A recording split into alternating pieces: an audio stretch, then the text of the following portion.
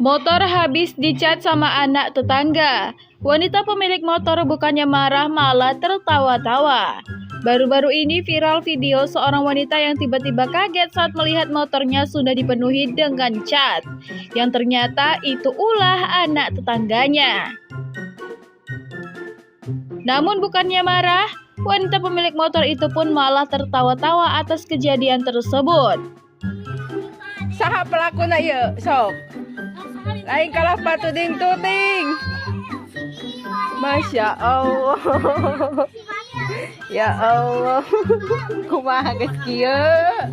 Dan untungnya catnya bisa hilang saat dibersihkan, walaupun memakan waktu lama untuk membersihkannya.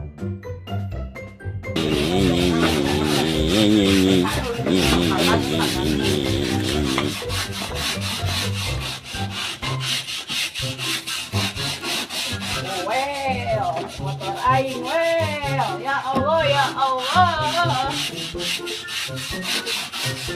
Ampun, aing mah beh yang geuri asli ya mah. Astagfirullah. Anak-anakan Ibu Siti Aisyah.